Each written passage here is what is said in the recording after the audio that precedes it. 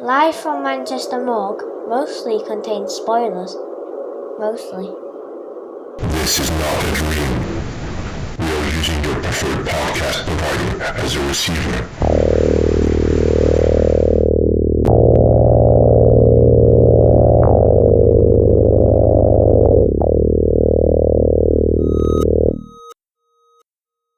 Hello and welcome to Live from Manchester Morgue, the horror film podcast where we do things in twos, such as we have new episodes every 2 weeks. Most episodes focus on two films we think will make for a really good double bill, and we have two hosts. I'm Gary, and with me as usual is Ken. Hello. Does that mean we're not allowed any more hosts?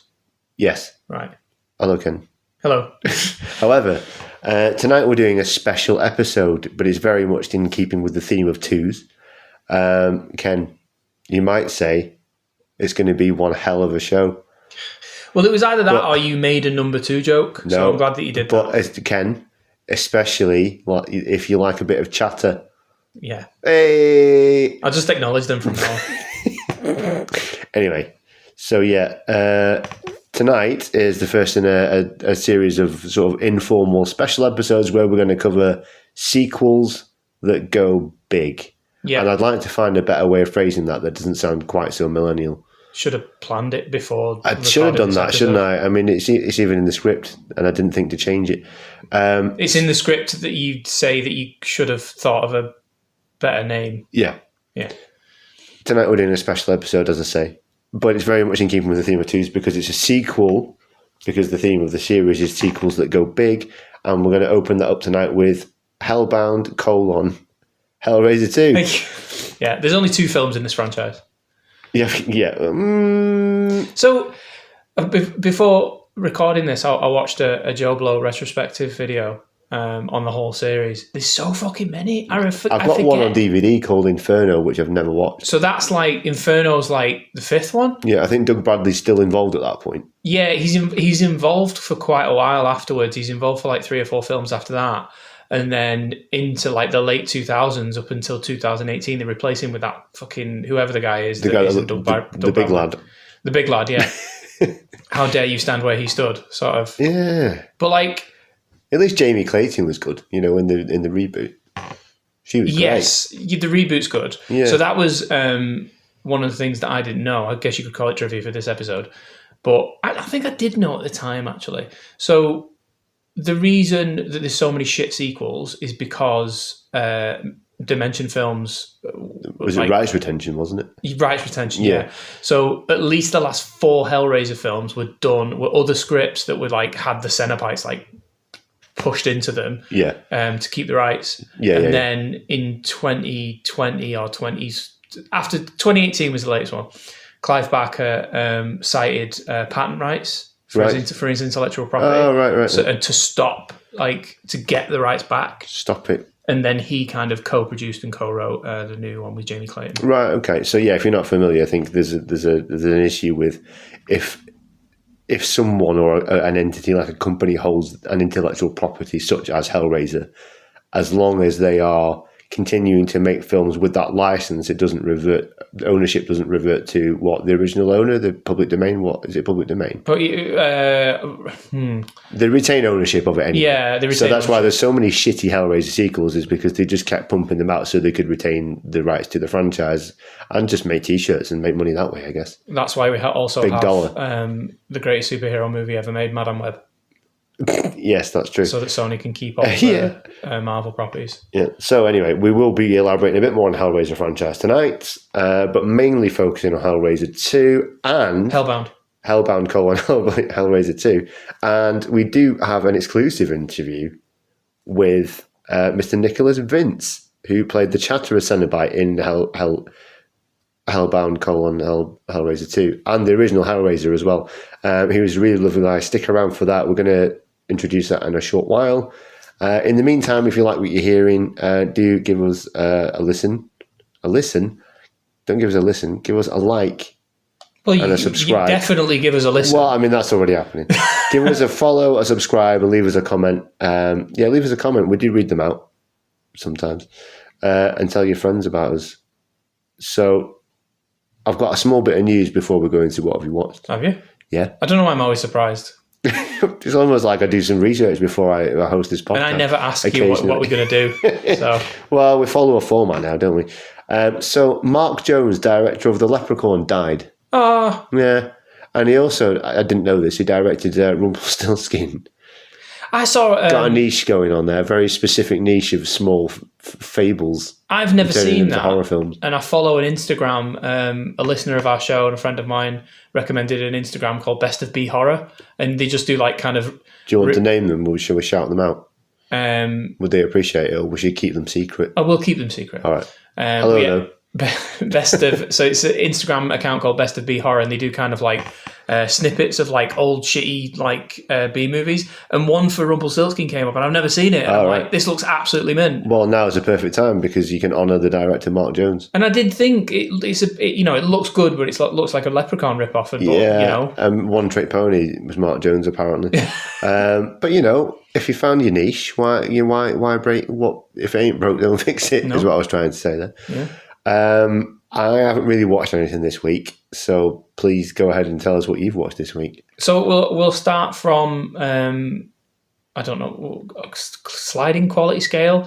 Start the shittest first. No, well, both the films I watched this week, this fortnight, because you said we record every 2 weeks. Sorry, I just say what have you watched this week because it rolls off the tongue better than what have you watched this fortnight. Well, I've watched two films. Two. Sketch. So a film called Sketch, which is a kind of family adventure monster horror. It's very, very Gremlins coded. It's very Gremlins that sounds vibe. Right. I'm into that. It's kind of a dark premise in that a single parent family, the two kids have just recently lost their mother, and the youngest girl is kind of acts out violently, and the school therapist recommends that she sketch her compulsions down in a sketchbook because then she won't do them, and then does it work? Well, so she sketches all these kind of horrible monsters. Like the way she describes them is very kind of, it's like Gremlins in that it's a family film, but it's got incredibly dark. Like when she talks about dad dying, Santa Claus, and so it's that. And she creates these horrible monsters, and inexplicably, the lake near their house can bring things back to life. Brother has a scuffle with a sketch pad, falls in the water, all her monsters come to life. Shit, you know what else? There's a film of that where that happens in. It's called Cellar Dweller. Oh yeah, I know that. Yeah, he's a cartoonist and he draws the Cellar Dweller monster, and when he draws it, it comes to life and starts eating people. Yeah. So it's Cellar Dweller coded too. Wow. Well, so it's really, really good. It's not, it's a monster movie, but it's not cutesy. Well, it is cutesy, but it's not like overly. It's not an obviously kids film. Right. Really intelligent, really smart, really funny. The kids are great. What age rating is it? It's like, I don't know, PG 12. All right, 12ish. Yeah. All right. Kids are great. All the monsters are like the director is a special effects guy. He does special effects as well. It's his debut feature, and they're all kind of like sketched. They're like kind of her sketches literally come to life. Yeah. So there's a spider swarm scene because she creates something called Idas, which are eyeballs that look like spiders. Ah, cool. Right. Really, really good film. I recommend that. And it's been a good 12 months for eyeballs, hasn't it, when you think about Alien Earth as well? Yeah. Eyeballs getting the representation they always deserve. Alien Earth was great. Can't wait for season 2. Speaking of twos. Yes. The twos second, I was going to try and make second into saying the word two, but it doesn't work. Bone Temple. Would you just call Bone Temple? Like the title card is Bone Temple, but it's 28 days later. Colon. A lot of colons. It's the sequel to 28 Years Later, which was one of my favourite films of last year. It's now one of my favourite films of this year. It's phenomenal.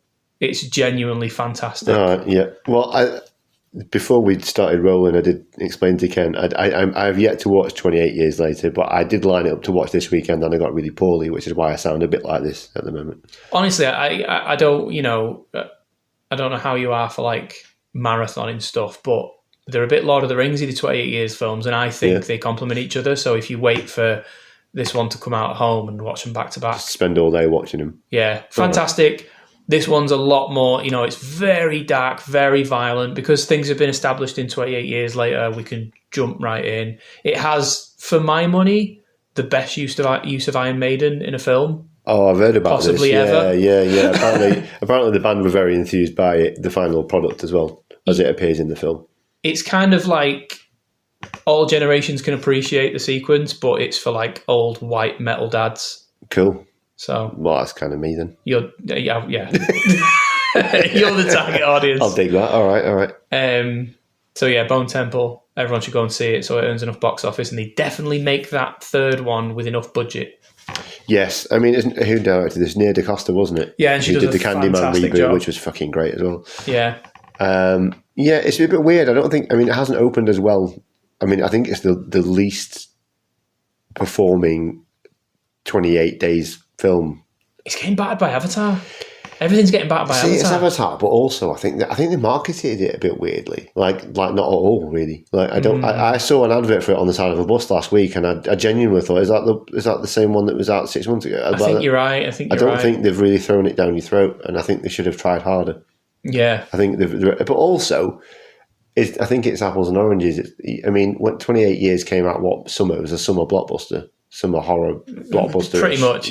Well, but a tail end of summer, wasn't it? Yeah. And this is first week in January where no one does fuck all. No one's got any money. Nobody wants to go outside because it's freezing. First week in January where they used to, back in the day, they used to dump shit horror movies. Well, yeah, but they've dumped a good one. That's yeah. Bit of a shame. I like Nia DaCosta just on the strength of Candyman, as I say. So I'd like to see it do well. But yeah, honestly. One of my favourite films of the year, and it's only January, so here we go. Cool, here we go. Yeah, that was ironic. I can't remember which film it was, but like the quote thing, there's quotes from reviews and stuff on like a film trailer. Yeah. For any given film, it'll say, "Oh, it's such and such says this." There was a film that's just come out, and I can't remember what it was, and it said the movie of the year in quotes. And I thought, it's the fucking middle of January. That's the really low bar. Yeah. Say it's film of the year 2 weeks into the year. Anyway, it's like when people say like the greatest film ever made. It's like, come on, guys, we haven't even experienced the heat death of the universe yet. Well, that's true, but how are you going to top Aliens realistically? Yeah, which we will be covering in a future episode because it's a sequel that goes big. Have we got an Aliens connection in this? We do. William Hope. William Hope. Yeah. William Hope. Billy Hope himself. Anyway, on to that. We'll get cracking.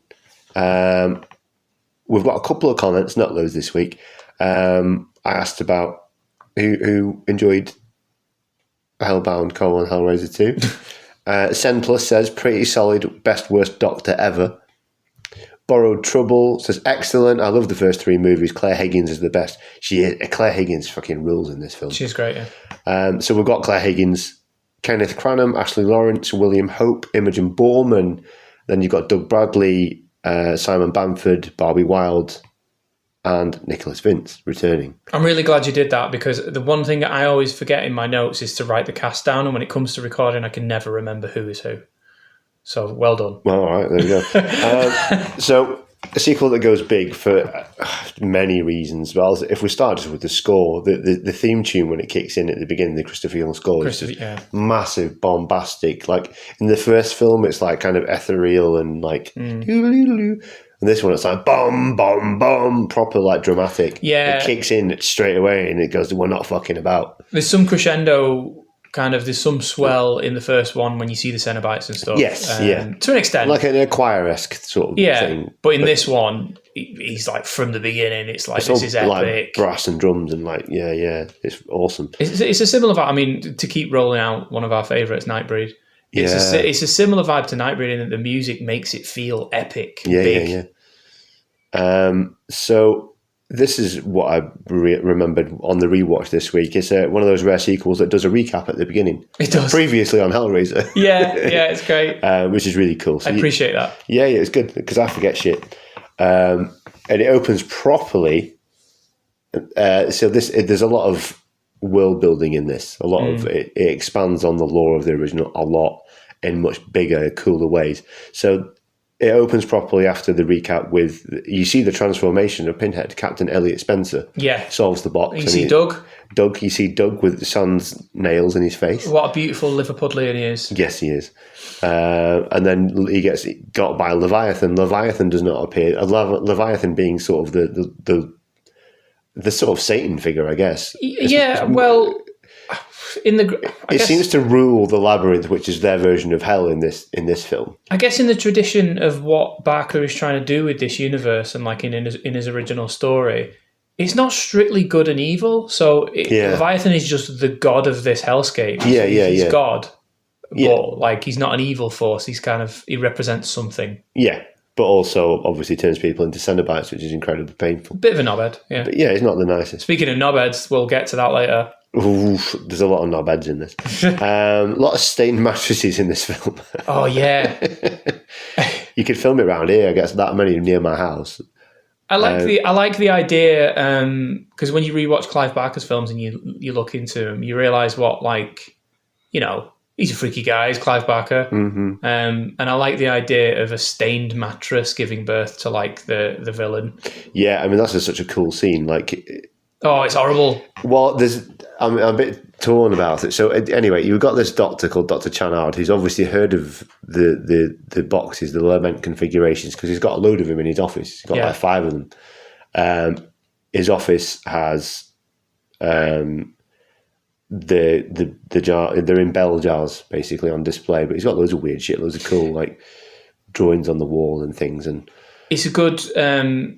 In terms of going big, I remember watching this when I was a kid and thinking like, shit, there's more. Yeah. This is what, because I was watching this thinking like I had my own ideas, the preconceptions about why it was a bigger sequel, having seen it. But then I was noticing things like, oh yeah, there's more than one box. That's bigger. Yeah. So there's he basically, Channard runs a hospital, and I think it's slightly problematic in a way because he's got this stained mattress. That's not problematic in itself. The stained mattress is the mattress that I think Julia died on in the original film. Yeah, he's acquired this mattress, and then he gets this clearly supposed to be mentally ill patient because he keeps all the mentally ill ones locked up downstairs in his very clearly Jacob's Ladder, Silent Hill-esque asylum part. Yeah, the one where he probably experiments on them. Well, he's doing, isn't he? And then this guy sees bugs all over himself, so he takes a straight razor and he slashes himself up. It's really, I mean, I say it's problematic because I think that there's a stereotype there of like the raving lunatic, which, I mean, I'm sure there are people who are that mentally ill that they might slash themselves up, but thinking there are bugs all over them. But it just seemed like a bit of a cliche, like. Yeah. Okay. Yeah. I can track with that. I think it was an unsympathetic portrayal, is what I was trying to say. I think it definitely. I mean, it highlighted to me like his cruelty. Yeah, it does. It's not pointless. Yeah, but yeah, I mean, it shows the idea that Channard finds these people expendable because he's after something else. Yeah, I like the duality of the two halves of the hospital. Like upstairs, it's all very. Everyone's getting treatment and all this stuff, and then downstairs he clearly lets them like wallow in their own psychosis so they can get worse. Yeah. I think also as well as which the prosthetic on the guy's chest isn't that convincing. It doesn't hold up that well today. It's good for a practical effect, but it's it's fairly obviously fake when you see it. It still really goes through me though. Mm. Yeah. It's just the idea of it, isn't it? And you know, it was 30 years ago, so. Yeah. 40? No, it was fucking 40 years ago. 40 years ago. It was 1987. 88, was it? I can't remember. It's worth noting as well, we're talking about, I'm talking a lot about Barker and his influence. This is pretty much story by, so this is not written. He didn't direct it. He didn't direct it, he didn't write it. So I've got something on this.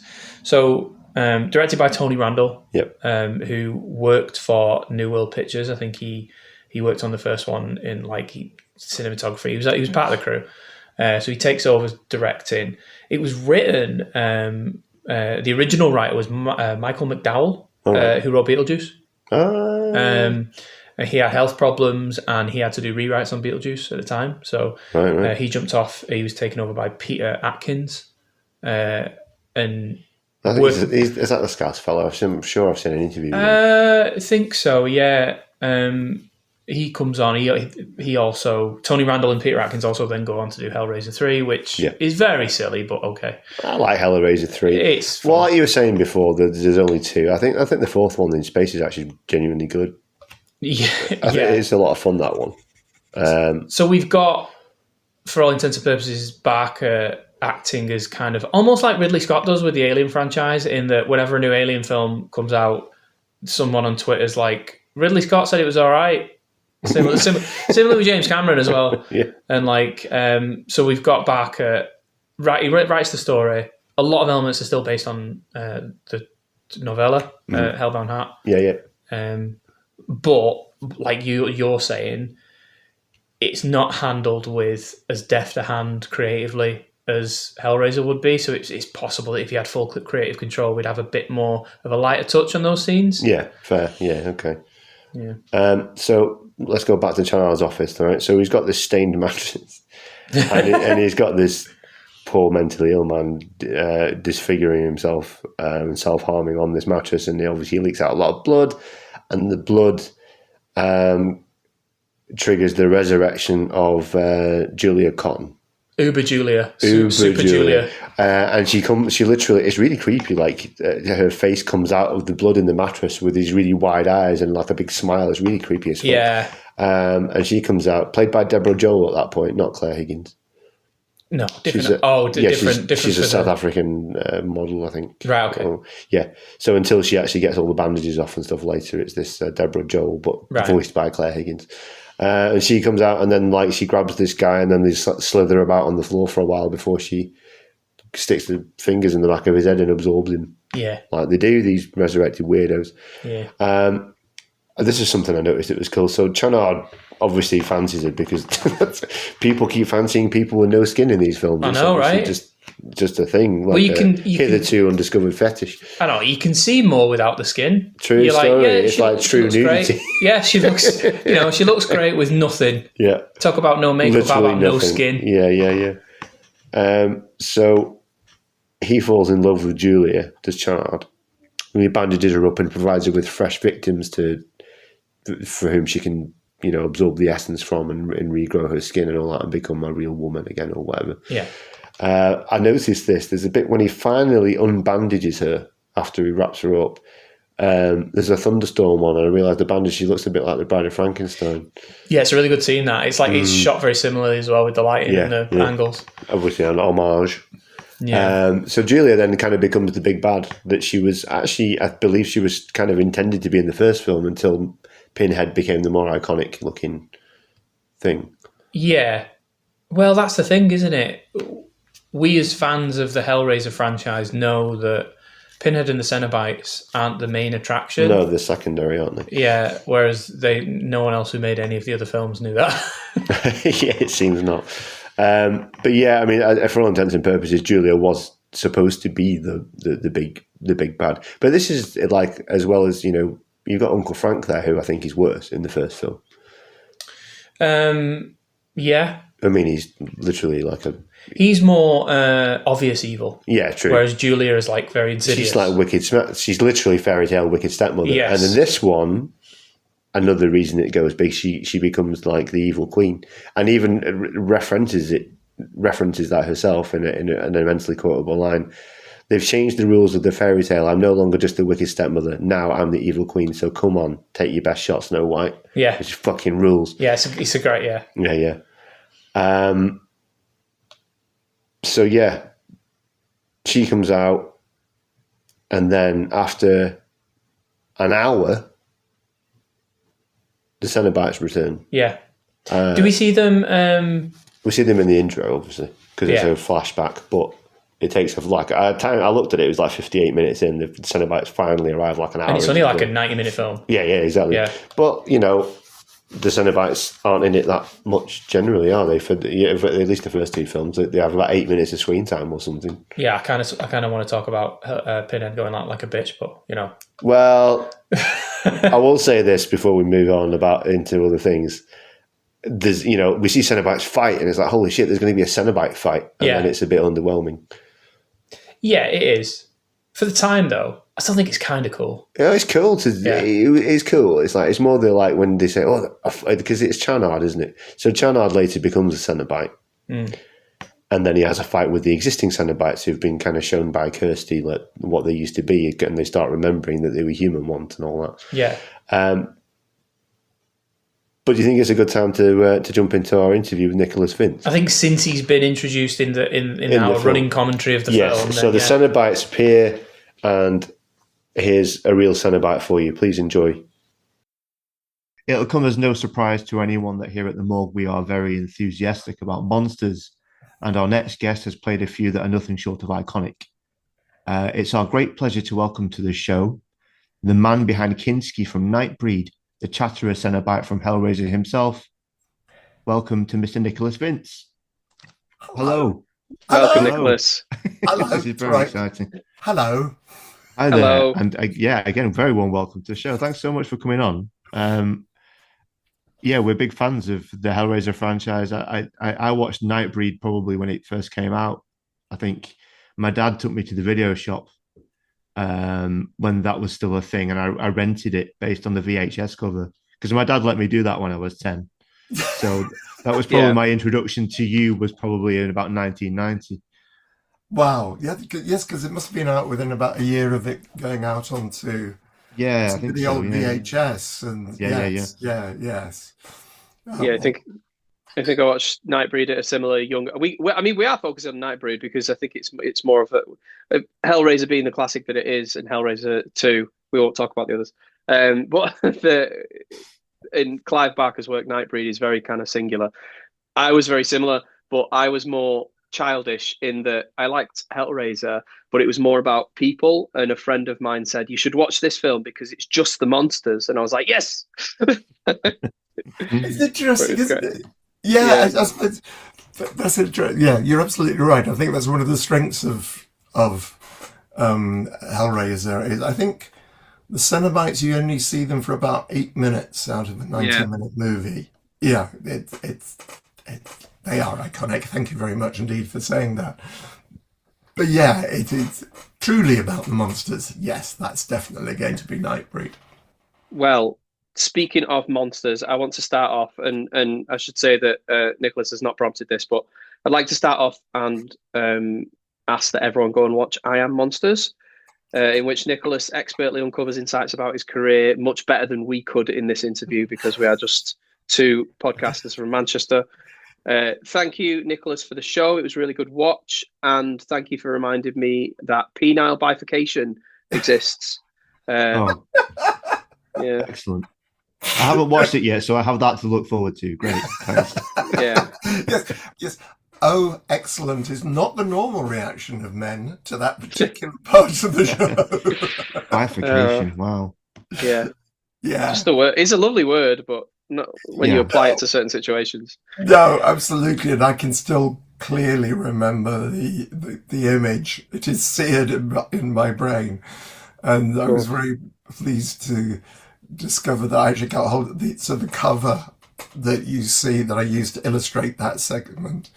That is the cover of that particular issue of the magazine. I managed to get hold of the editor of Piercing International Fans Quarterly. Yeah, PVA, yes.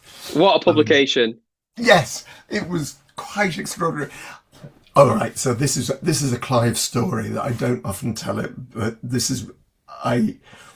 So Clive used to have these kind of magazines lying around his flat, and I do not know if this is apocryphal. I cannot remember if it was Clive who told me or one of the gang. When we were on Hellraiser, there was the actors, there's the makeup artists, and so on. We got to know each other very well because we spent so much time with each other. But I do remember somebody telling me that somebody had broken into Clive's flat. And the only reason they knew something had happened was stuff had been moved around. Nothing was taken, but the magazines had been open, and we'd got as far as looking at some of the magazines and decided to get the hell out, apparently. Oh, wow. Maybe apocryphal, but that is a story I remember, yeah. Well, a unique security system. Yes. Yeah, that's what we all need. Yeah. Yes. Not if you have children, I would suggest. No. See, I have a 10-year-old running around, but I mean, he's got to learn sometime, I guess. Not that way. Sorry, guys. I can hear child services knocking on your door. I know, yeah. They'll take my cats, my kids, everything I own. Yes, perhaps watch that, but yes, yeah. Well, watch I Am Monsters before committing to that as a strategy. Sure. Is my advice on that one. Yeah. Well, you do. I think my first question is quite heavily illustrated in the show, but for any of our listeners that haven't yet, that are listening to this, haven't yet watched it, what kind of, can you explain to us what draws you to playing monsters? I was literally, I was the weird kid. It's all right. I've just spotted something as well, and I'm going to change my background before I answer it. I don't need to blur my background with you guys. There you are. You can actually see what's behind me. What drew me to playing monsters is something I kind of touched on in the show, is that I really was interested in monsters from a very young age. This book that I refer to in the show, the Golden Treasury of Myths and Legends, this was my introduction to monsters, but also Pan Book of Horrors and the Arrow Book of Horrors, all these slim volumes of short stories with stories by Arthur Machen, ghost stories by Charles Dickens, and I don't just mean A Christmas Carol. I mean, he wrote some really good ghost stories, did Charles Dickens. Those are the kind of stuff, that was always the stuff that really interested me. From the moment I could read, that was I always turned to that kind of stuff. And then it became, as I became a teenager and I was allowed to watch films, and of course the films I was watching, the horror films I was watching, were the Universal monsters and Roger Corman's monsters. And although Roger Corman, that was Edgar Allan Poe, so his monsters were more kind of psychological. Prince Prospero in Mask of the Red Death.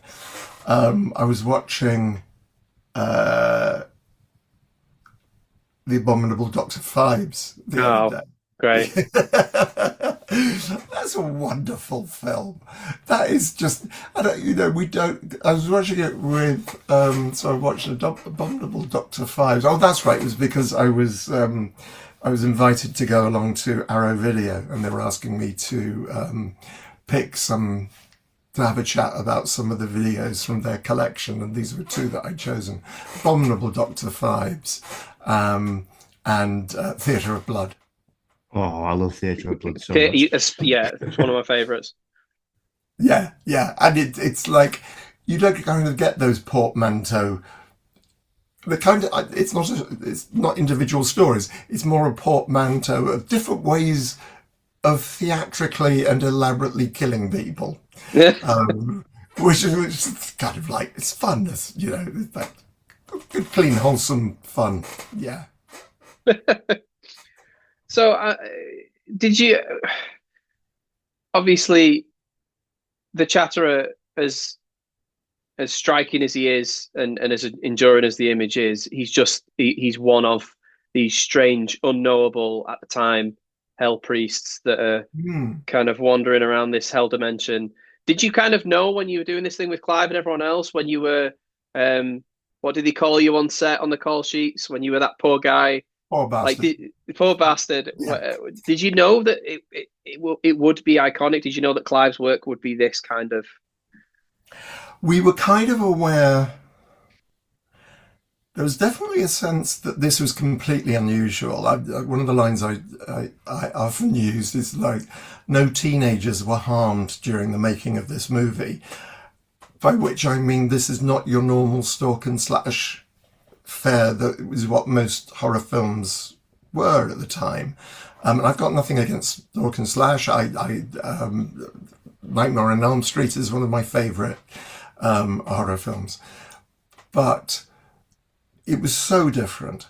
But also, I think Clive had already got the Books of Blood had come out. So we had this...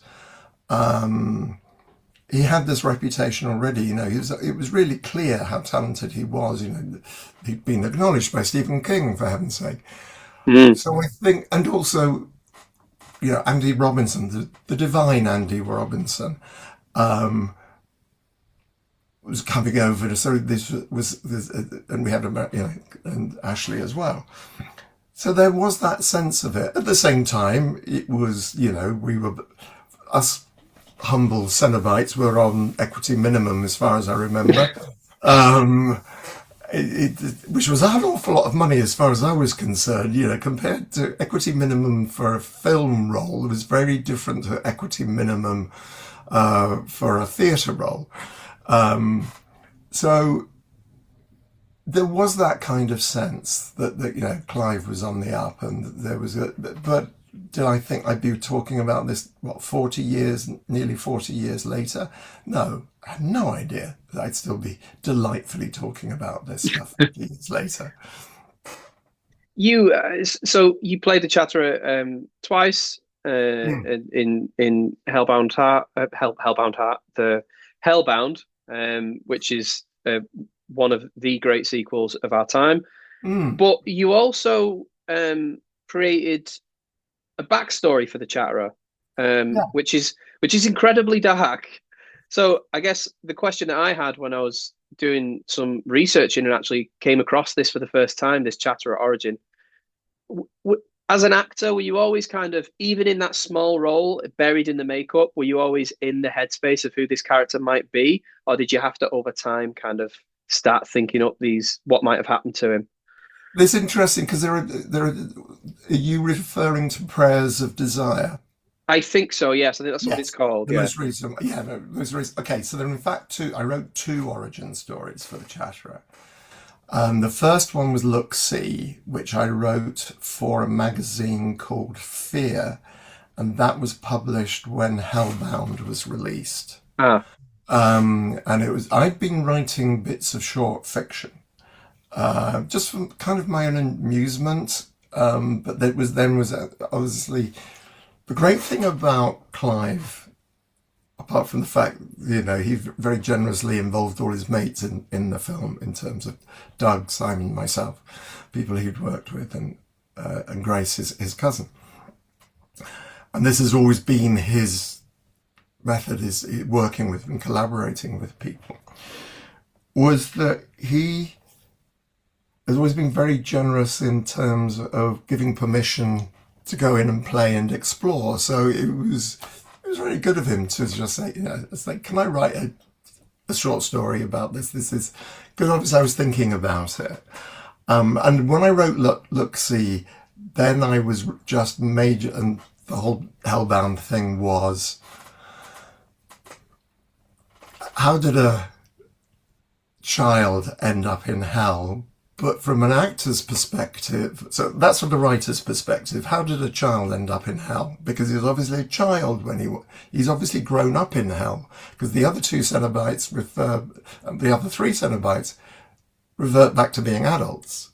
How the hell did someone who looks like a child end up in hell?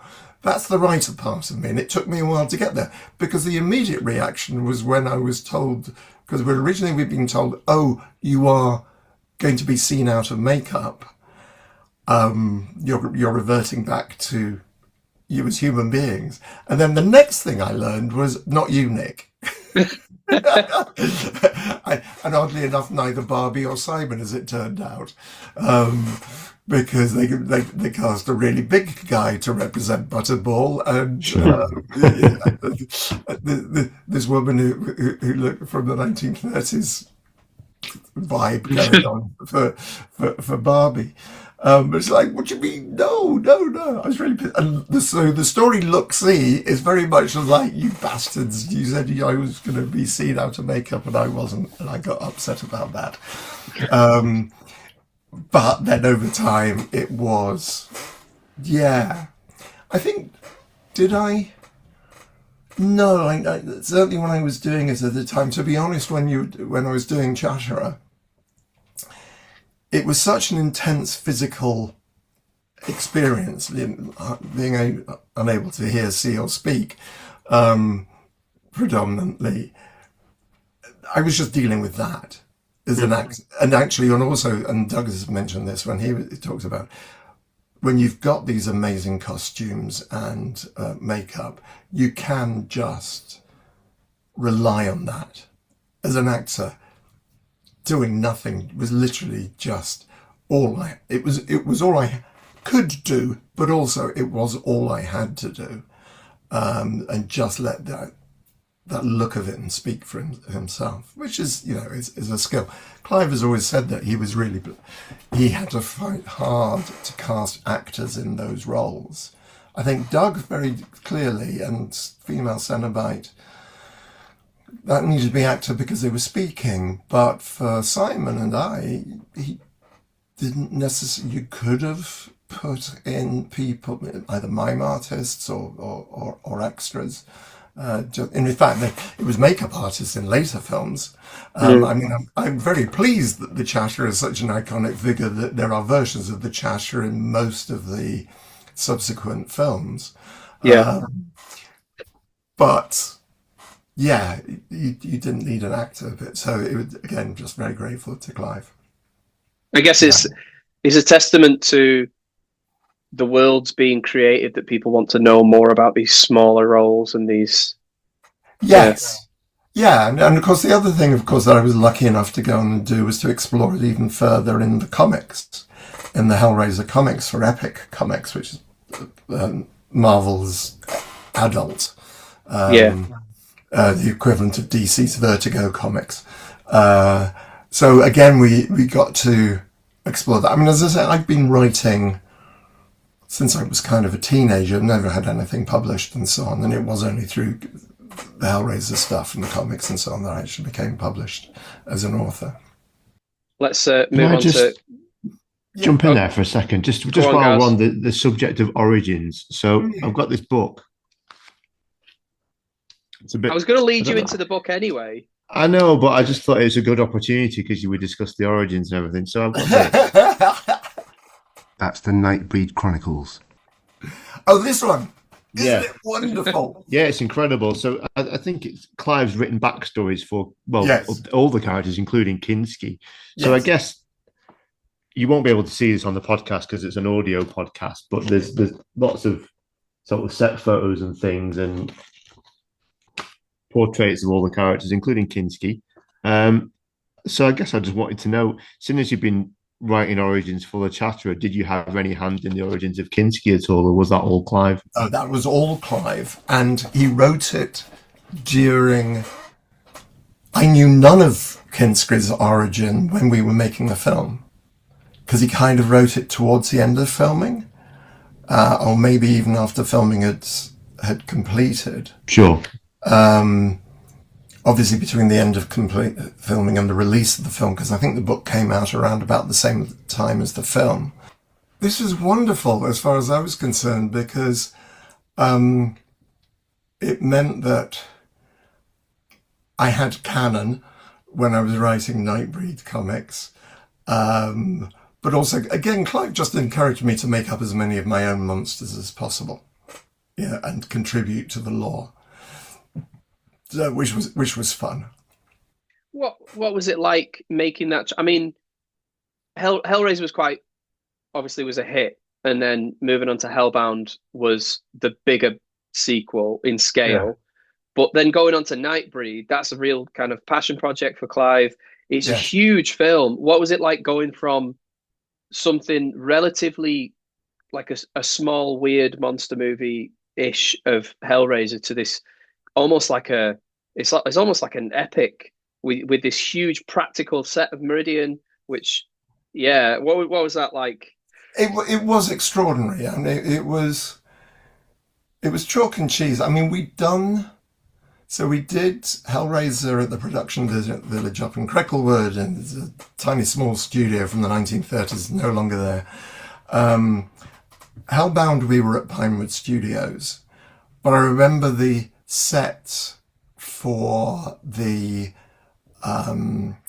Dr. Chernard's kind of study, where he's got all the memorabilia of the boxes and all of that stuff, where you first see the Cenobites enter in Hellbound. That set was dwarfed by the studio we were in. It's just like, oh, there's this huge, great big studio, and then there's this little set in the middle of it. It's kind of what it felt like. But then, obviously, by the time we get to Nightbreed, then you've got a 3-story Midian. And walking onto that set was just extraordinary. Absolutely extraordinary. And kind of the practical work is in the Hellraiser films. It was just almost, apart from a couple of, it was just the Cenobites. But here, almost everything feels like a practical effect or hours of makeup. Obviously, yeah, I only found out from watching Iron Monsters that you also played a berserker. Yes. Which is this big elaborate suit, and it seemed like for a very kind of creatively busy set.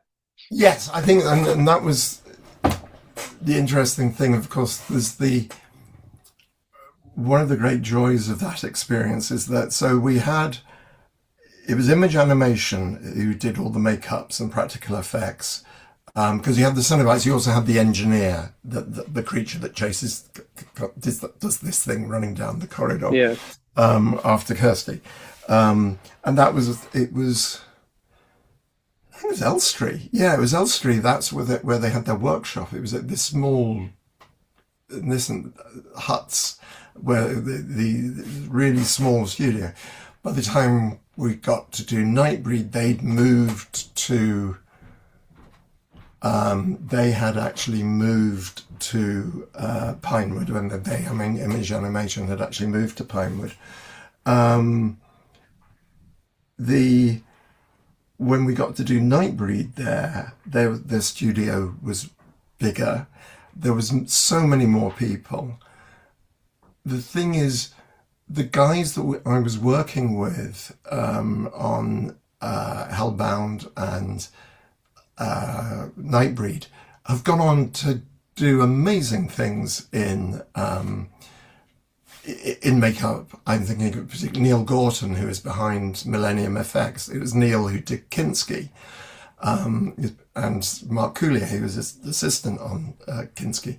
Well, Neil went on to do Millennium Effects, which is called all the modern Doctor Who makeups, and Mark has got two Academy Awards for his work on makeup work, and for the Iron Lady and for Stan and Ollie, Lauren and Hardy biography. So, all these guys went on to have extraordinary careers after that, and they were all so young. These were, for many of them, these were the first big jobs that they were doing. So that made, I think, the atmosphere, again, that was part of the experience of doing Hellraiser and Hellbound and Nightbreed, was that all these guys were so young. And there were some women in there as well, but they were all so young. They're all in their late teens, early 20s, the makeup guys. So there was an amazing sense of energy and fun. And as I say, we got to know them, the guys playing under the makeup, because of course we started work with 2 or 3 months before cameras actually rolled, because we had to do the live casts and the makeups, etc. So again, that's kind of something that didn't change. We still had that long period of being involved before filming began, which is really unusual for an actor, because normally unless you're playing leads, as an actor, you're just turning up to do your bit and go. So, but yeah, it's just an extraordinary scale of it as far as Nightbreed is concerned. Yeah, I recently rewatched I think it's the Arrow release that that has what is it called, the bootleg cut or the longer cut, and it still looks great. Looks great the Cabal today. cut, yes. The Cabal, cut, that's yeah. it. The Cabal cut, yeah. And it looks great to this day. So talking of Nightbreed, which is very, I want to get serious for a second,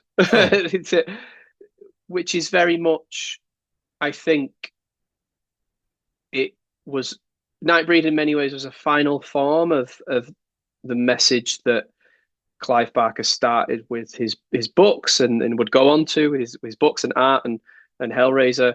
It's about the stealth message movies is what I think of them. So movies like Hellraiser and Nightbreed, they're talking about things beyond this kind of surface of being a monster movie. So it's ideological, religious, gender normative, and it's kind of exploring the other. Yeah. So I guess one of the things that I was, and you prompted me to think of this while I was watching your show, was do you think we're in an age of acceptance now to the extent that we don't need a Nightbreed anymore, or no one needs to make a Nightbreed or a Hellraiser? Oh, I wish that was true. I thought I knew the answer before I asked it. I really, oddly enough, so I'm a member I'm on the committee of our local Green Party in where I live, and for those UK folks who are watching this, they will probably be very aware that the Green Party has been surging in the polls in the last few months because of the election of our leader, Zach Polanski. I was going to say, until very recently, I didn't know who Zach Polanski was, but he seems he's kind of ubiquitous now, which is, just obviously doing a good job. Yes, absolutely. In the same way that a year before Zoran Mandani became mayor, nobody knew who Zoran Mandani was. The reason I raised this is because Zach has a podcast called the Bold Politics podcast, and the episode I was listening, the most recent episode, was he was talking with a trans woman, and all I talk about with and those episodes I talk about Section 28 in I Am Monsters. It is exactly the same playbook that we have today towards trans people as we had towards gay people back in the 1980s. It's exactly the same playbook. It's just, let's demonize, ignore anything to do with social inequality, the absurd fact that we have children who are living in poverty in one of the fifth richest country in the world. Yeah, that is not spread evenly amongst the people. I'm going to go off on a rant. I'll try not to go. I've started this.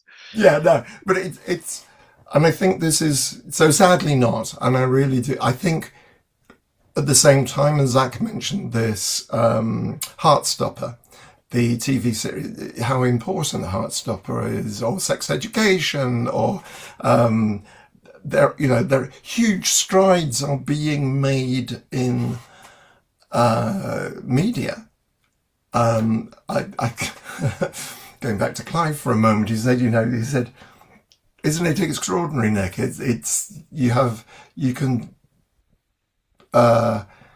show appalling violence as part of entertainment, and part of movies and so on, and then it's all about violence. Conflict is all about violence, but you're not allowed to show an erect cock.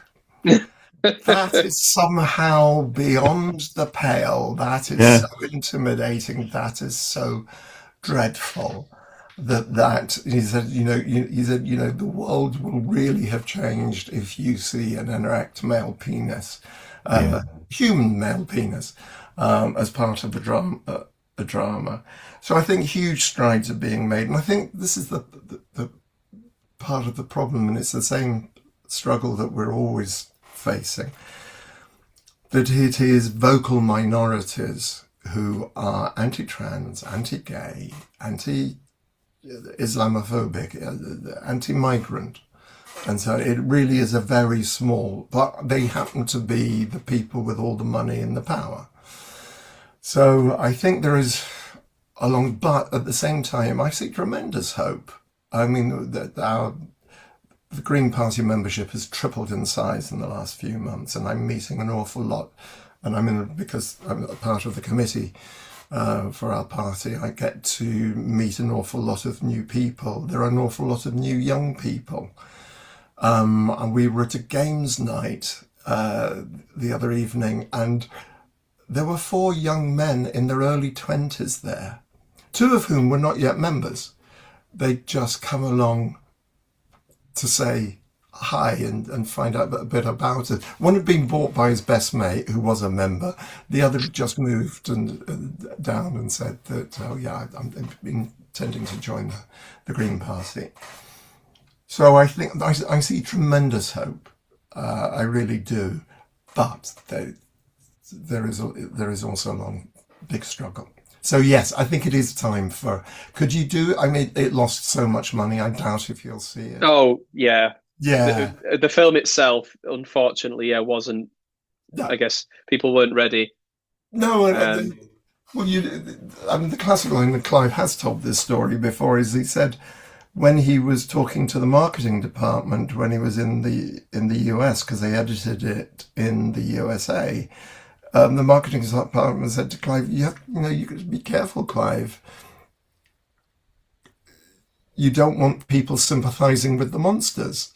Clive's going, no, you really haven't understood what this film is about. You really do not get it. Yeah, you really do not understand it. And yeah, it's because and no doubt it was because all sorts of understandable reasons why these things go on. I guess. I mean, they talk about Nightbreed TV series. There have been conversations about those for years. I mean, you can do so much with makeup and big budgets. And I think Michael Dougherty was attached to that at one point, who directed Trick or Treat and Godzilla King of the Monsters. He was. He was attached at some point. I don't know. Yeah. There are all sorts of these things, and I still hold out hope that you'll see an awful lot more stuff coming out of Clive Barker. Some of the other works would just be wonderful to see. If not Nightbreed, there are just so many of his other works that you just kind of like, yeah, this just on the big screen, this would just look amazing. Absolutely. Amazing. Well, I think I'm going to close us out for my questions, Nicholas. But I think speaking about bodies of work, you have a vast kind of storied career beyond just the small amount of films that we've spoken about in as you said, in writing, in prose, and on the stage. Mm-hmm. So I maybe just close out with, are there any kind of career highlights for you outside of the iconic ones that we've spoken about? Oh gosh, that's always hard, isn't it? I think. Okay, so writing is something I'm working on at the moment. I am writing short stories at the moment. It just seems to take me forever to write anything these days. So there's a couple of volumes short stories out there already. The 3rd volume of the short stories was supposed to be summer of this year. It's looking like early next year at the moment. I'm down to the final 2 stories in terms of rewriting them. One needs to be completed. There's going through the editing. The other 3 are going through editing processes. It's going to be a collection of prayers of desire, which we've talked about. Oh, great! That will be coming out again in the new year now. Yes, there's that. There's lots of great films out there as well, which I've had small parts in. There are a couple on the 2 this year that are in post-production at the moment. You'll find them on IMDb, The Death of Us and Fairy Dust. Both were really good, very, very, very different films, but I think are going to be really, really interesting. Hopefully those should be out sometime in the new year. I will bookmark them. Say again? I will bookmark them. Thank you very much. And then once I've got the short stories out the way, then I am going to be writing more long form fiction. That is the next, there will be a novella is the next project once I've got the short stories out the way. We'll be working on the novella is the next thing that I have planned. Well, excellent. We very much look forward to more work of any kind from you. Thank you. Yeah. And once again, I Am Monsters, the kind of live stage show biographical. It's a fusion of things. It is. But definitely check it out. Thank you very much. That's available. You can rent that on Amazon. I got it from Amazon. You or can from buy Nicholas's copies website. of it on. Yes, there are DVD copies, aren't there, on there? Yeah. You can buy that. There's still a few of the limited edition that are available, which is because it's got all the extras and the lobby cards and so on. If you like your digital stuff, but yes, it is available to rent on Amazon Prime at the moment. I think that all it remains to say is a very deep-hearted thank you for taking the time to talk to us today. We've had a pleasure. Good. Well, thank you so much indeed for waiting around for me. Thank you very much indeed. Okay, take care. I hope your dinner's not cold. It'll be in the oven. He's gone to the gym now. It's fine. Thank you, Nicholas. Right, guys. Take care. And that was Nicholas Vince, aka the Chatterer himself, telling us some good stories there about this very film. So we mentioned before the interview, there's the Cenobites have a fight. Cenobite Smackdown. Nice. I like that. So Chanard. So this is another reason that the film goes big. We've never seen a Cenobite created before. Oh, it's so cool. Yeah, so we see someone undergo the transformation from human to Cenobite. Dr. Chanard gets tricked by Julia into the Leviathan, the god devil figure who runs the labyrinth, which is essentially this hellscape. Yeah. Is responsible for turning everyone into Cenobites. And Julia tricks Chanard and he gets tentacled into like a cupboard. He turns an evil cupboard. An evil cupboard, yeah. He turns into quite literally a massive dickhead. Oh yeah. Because he's kind of his thing is he's like puppeted around on a pipe. Yes. And it's attached to the top of his head. Yeah. And it's very clearly a massive dick. Yeah, well it like bores into his head. It does. With like blades like a drill. Yeah. Through his skull, which is actually, it was foreshadowed earlier because you see a scene of him earlier on when he's in human form performing open brain surgery on a woman. Yes, right, so there's that kind of, it's kind of like this, not so much his sins, but like the sins that you live in and stuff. Yeah. But yeah, so it's a dick, and then towards the end of his reign as a Cenobite, it gets more engorged. It turns into a proper Captain Beefheart. It does, yeah. It's a massive throbbing donger, you might say. Yeah. So hellacious donger. My favourite thing about Chanard is because he's such a fucking twat. He's such an evil bastard. Yeah, he's a piece of shit. That even after getting turned into a hell priest, he's like, I'm not doing this shitty job as a hell priest. I'm just going to take over the place, and he immediately starts killing people. Yeah, and he really relishes it as well. He's laughing his arse off. Yeah, the whole way through it, going, I'm an evil Cenobite now. Yeah, So whenever I think about this film, and I've been thinking about it like the whole time, I think about his scream, because he's got this scream where he kind of like resonates. Yeah, it's so weird. That was really good. Yeah. I was thinking that the other day. It's a really strange sound he makes. Yeah, it's but great. He does it a loads. Yeah. So he turns up and he's like, this place is under new management or some sort of answer. He makes loads of really bad doctor-based jokes as well, like, it's terminal, I'll have to amputate, and all these shit jokes. I think when he fucks up the Cenobites, he says, I'm taking over this operation. Yeah, that's it. Literally operation as in, yeah. So he has this fight with the existing Cenobites, it's a really cool concept. Yeah. You got Pinhead's like looking left and right and throwing his hooks at him and he's sticking him and all that, but then he somehow Chanard Cenobite is just massively OP and manages to kick fuck out of the existing four Cenobites. He really does. Absolutely, just leathers them all. I wonder if it's because this is the point. They've turned on him because they've remembered that they were human and maybe their powers are ebbing or something. It's not really explained, but it would make sense. Because Kirsty tries to, before that scene, Kirsty confronts Pinhead with a picture of himself. Yeah, and this is what reminds him. He goes, I remember. Yeah, and then he tells the other ones to back down. Yeah. And it's that moment of confusion where, Chenard strikes. Yeah.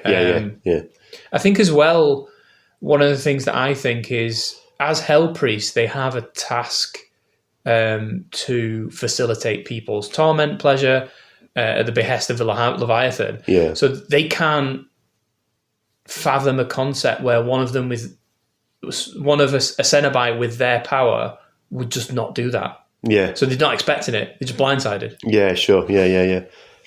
Yeah, you can easily make up a reason why they all got battered so easily. But Could just be shit. They could just be shit. It's like they're so used to just battering humans. As soon as they go up against like a real force of nature, they get smashed. So they all die. The Cenobites all get killed for now at the hands of this Dr. Chanard Cenobite. And as our guest Nicholas Vince said in his interview, when the Chatterer dies, he's attached to that spinning pillar thing. Yeah. And he reverts to his human form, which is actually a very small child. Little kid. Yeah, little kid, which obviously he said is what, he's written origin stories of this kid. How did the kid grow up in hell, etc. Really fucking dark origin story. Yeah. So another reason it goes big, it's just the reveals, right? So we get to see Leviathan, as I've said before, who's kind of the father of the Cenobites. We see a new Cenobite created, a Cenobite fight, and we see the labyrinth where the Cenobites come from. You don't see this in the first film. Which is not unlike the labyrinth in Labyrinth. I was going to say, we're not doing that on this episode, but as a oddly good companion piece for this would be Labyrinth. I think. Yeah, 100%. Yeah, just dark fantasy. Obviously, very different films, and I wouldn't let my kid watch this one, but. Yeah, I mean, not just because of the Escher style labyrinth is in the films, but it's, they just seem to be a good pairing in a dark fantasy kind of way. And they've both got. I mean, obviously, it's not a new concept to have personalized hellscapes, but both of them, I went to see Labyrinth at the cinema recently. I think it was like the anniversary of Bowie's death or something. May he rest in whatever heaven he's created for himself.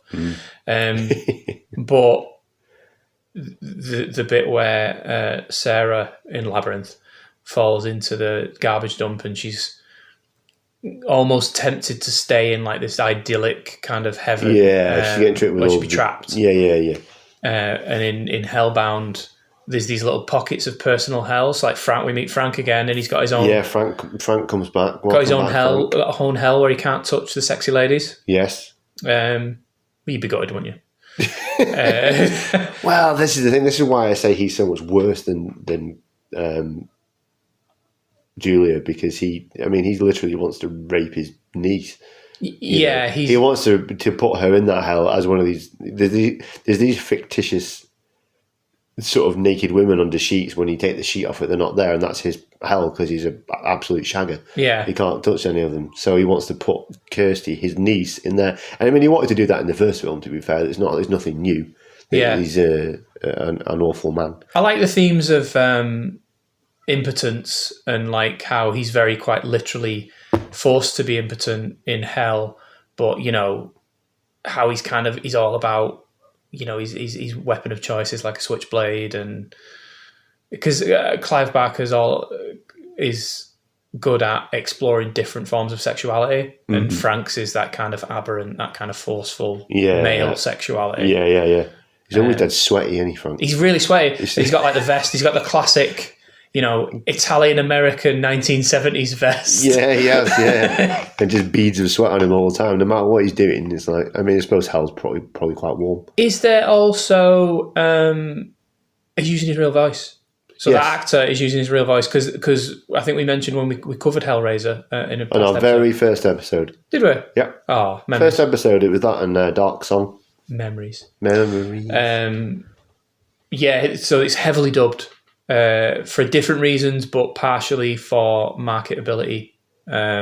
So Frank's actor he reeled off all the actors. That's mad. So there's like 4 actors play Frank then, really? Yeah. Because you've got the guy that plays Frank, the guy that does his voice, the guy that plays Skinless Frank, and then you've got the chap who plays the dad in the Loads first of one. Franks. Yeah. Because he's playing Frank inside someone else's skin. Yeah. Fucking hell. So he's his proper voice when he confronts Kirsty in his own hell.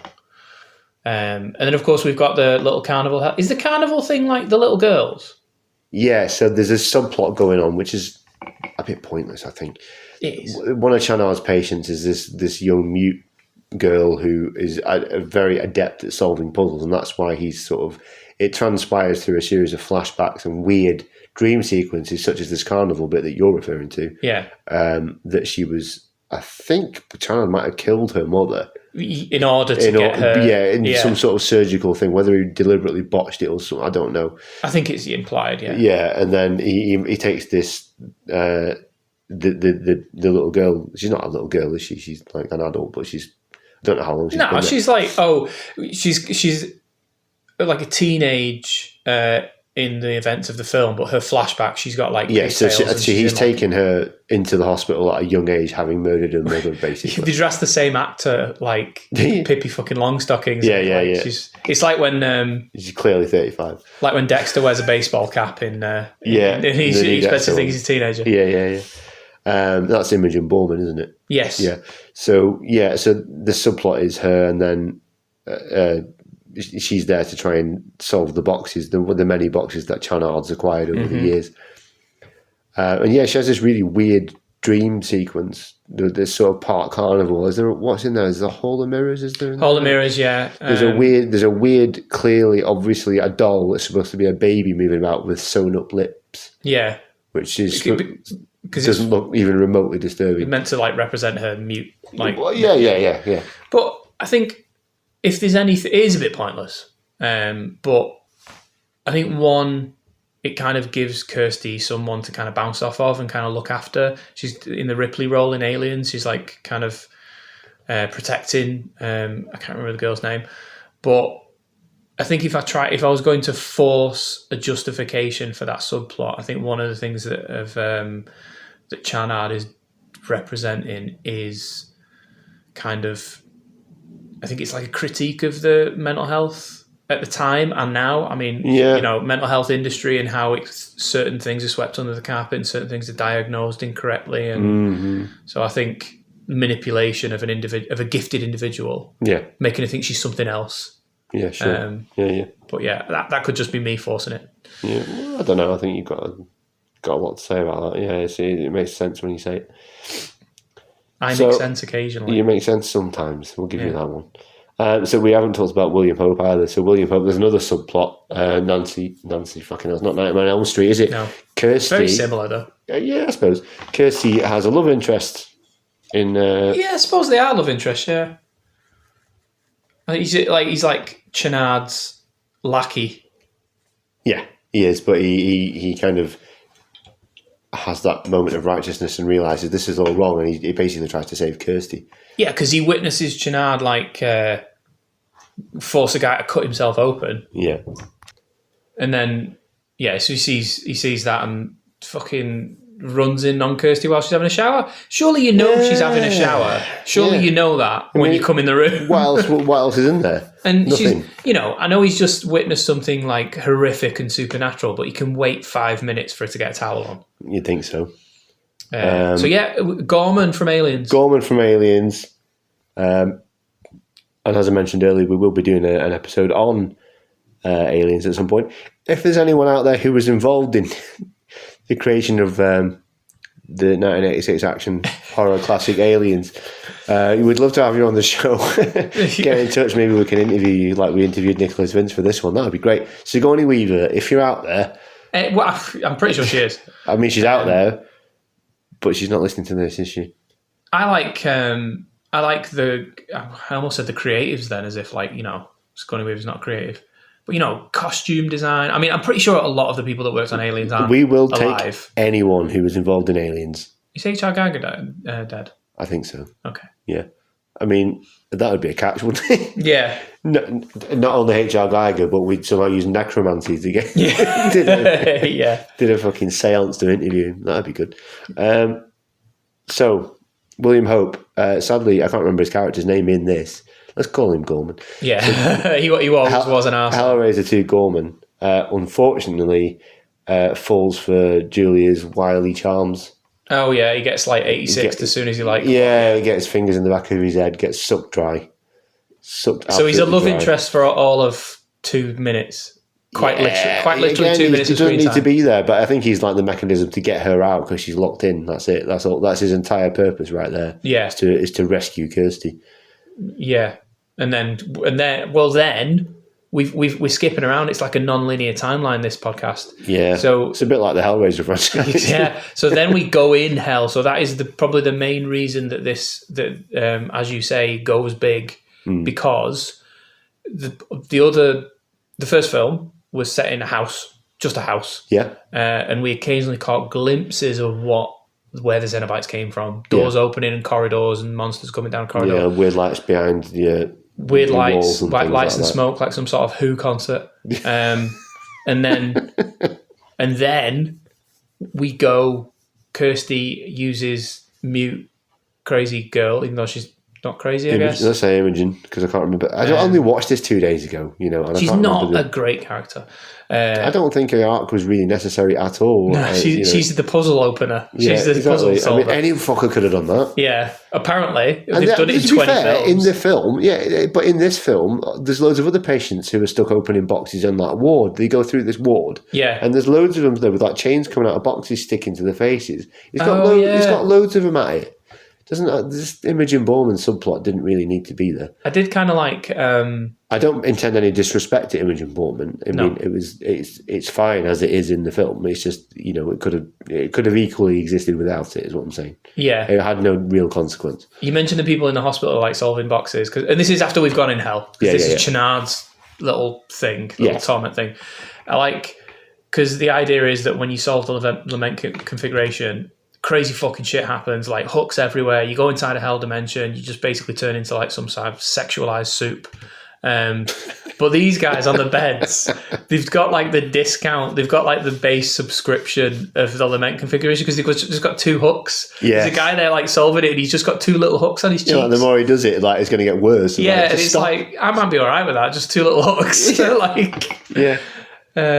we go in hell. Chenard gets turned into a Cenobite. He has really cool tentacles that can turn into things, which is great. Yeah, he does. One time, one's a finger that beckons. A little claymation finger. Yeah, there's a lot of claymation. I think the tentacles are always claymation, aren't they? Yeah. One turns into a flower. One of them's a flower, an eyeball, another eyeball. Yeah, because eyeballs, flowers, and weird little fingers will beckon a little girl to come to you. Yeah, exactly. That's what every little girl wants to see is a weird finger and an eyeball. Weird finger and an eyeball on a stalk. Yeah. So we go to hell. We go to this big labyrinth. We see Leviathan, which is the kind of abstract concept of the leader of this pleasure-pain dimension. Yeah. And it is like a lament configuration. Yeah, it's like the configuration of the box in that format. Yeah. In its stabby format. Yes. And it's like big spiky because it turns into a stabby thing. Yeah. But the one thing I love, and we lead up to like an epic battle, and like we see Frank again, and Julia turns into the Wicked Queen, and I've seen the film a few times. I watched it recently, and like Kirsty putting on Julia's skin. Oh is such a boss hero move. Yeah, she like wears her nemesis's skin. Yeah. Cops off with a Cenobite to distract him. Yeah, actually proper snogs him. Weird blue Chenard. It's quite a long scene. Yeah. In any other film, you get hints that she was wearing the skin, like they would cut to like a bit loose, but like you get this entire scene and then you find out, it was Kirsty all along. Yeah, it's great. It's really great. It's a great reveal. And then Kirsty appears covered in blood, and all the music goes into this really fairy, like la la la, Kirsty's back. Yeah, Kirsty's it's so great. Lovely. And then she fulfills her surrogate motherhood role of Imogen Bowman. Yeah. And they basically walk off into the sunset, don't they? That's it. Quite literally. This is after Kirsty. Well, not even Kirsty. This is after the main villain Julia has been defeated by suction, because her biggest flaw is that she can't fit in her own skin. Yeah. Yeah, she falls down a hole. She got sucked into something. What would it be? Like a... I don't know. She gets sucked into some sort of vortex. A vortex. That's a good word. Vortex, yeah. A vortex. She gets vortexed. So, like, it implies that once you've been to the hell dimension, you've, like, never got proper skin again. Your skin's only like a suit. Yeah, but everything else grows back to a point, but just not your skin's always a bit shit. But where did she get the Julia skin? So, in the first film, we're not a plot hole podcast. I don't give a shit about bad writing decisions. I think it's accepted at this point that throughout the entire Hellraiser franchise, there's not a great deal of logic applied. No, but I did laugh that, like, it's a plot point in the first one that Frank has to steal his brother's skin. Yeah. Because he can't grow skin back, apparently. Yeah, somehow. And then in Hellraiser 2, Julie's like just got her skin back. Just like, yeah, it's me.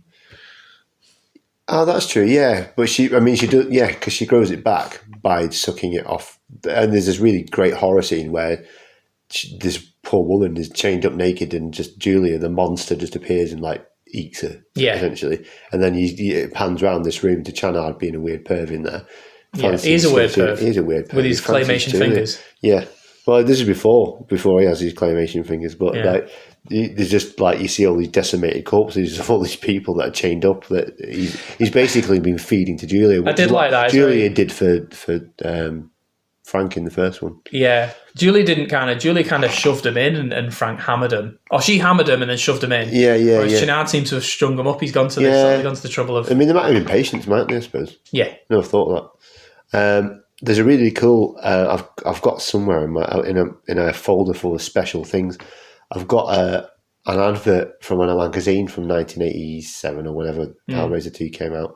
And there's a competition in it to win a set visit to Hellraiser 2. Oh. And it's got all those chained up people in it, like the props of them and like Clive Barker and all the production guys stood around it. It's so cool. I might try and enter it and see if I can still go back in time by 40 years and see if see if they'll have me. Anyway, so Chanard is defeated by Kirsty because she dresses up as Julia in her skin and stabs him with... Did she stab him with the lament? Yeah. Yeah.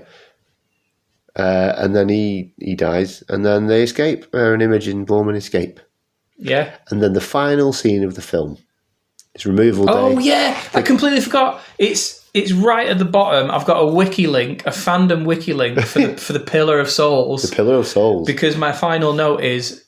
haha, the pillar at the end with the little fucking skeletons. Yeah. Because these little skeletons boning each other. There is. And that weird baby with the sewed up mouth is on it that comes back. And then they make it look shit in Hellraiser 3. They make it look like a normal pillar. Well, before this, right, so this pillar appears, but what's happening is that they've got removal guys round to Chanard's office.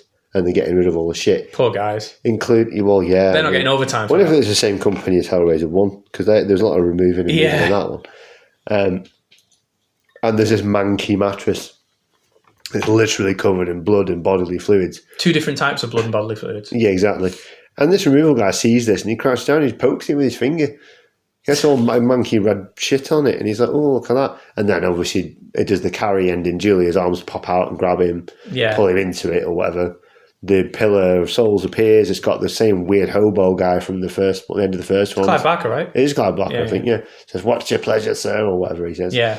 There's like, the Cenobite's faces are all popping out of it, and it's kind of cool. And then, as you say, it's used as a basis for Hellraiser 3 Hell on Earth. Yeah. Which is not They turn it into a boring, like, normal, like, stone pillar that's just got, like, really hilariously Pinhead's face. Like, when he's telling him what to do. He's like, yes, go and bring me blood. Yes. Hellraiser 3, when they fully turned Pinhead into like a Michael Myers. Yeah. He has some quite good quotes in it. It said, do I look like someone who cares what God thinks? Yeah. That's fucking dope, man. Is that the one where he's in church and he like stretches his hands out? Yeah. He puts nails out of his head and stabs them through his hands to take the piss out of JC, John Carpenter. For if anything, Doug Bradley has fun. In those sequels. Yeah, 100%. Yeah. We'll wrap it up there, I think. This has been our first special episode about sequels that go big. Next time we're back to having a cracking double bill for you to recommend. But we have got another special guest coming up. We've got Katie Evans, aka Mental Health Monster. She's going to be our guest. Our guest. You sound a bit Bowie there. I know, yeah. Hello.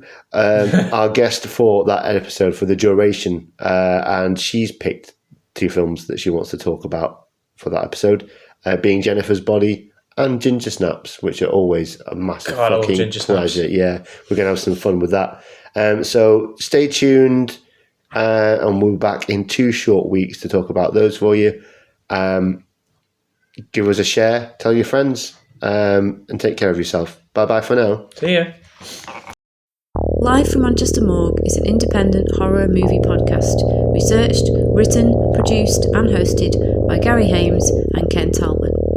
New episodes air every 2 weeks on Spotify, Apple, YouTube and all major podcast providers. You can help us grow by leaving a rating or sharing the show with like-minded friends. If you want to get in touch, you can leave us a comment or email us at killertunes976@gmail.com.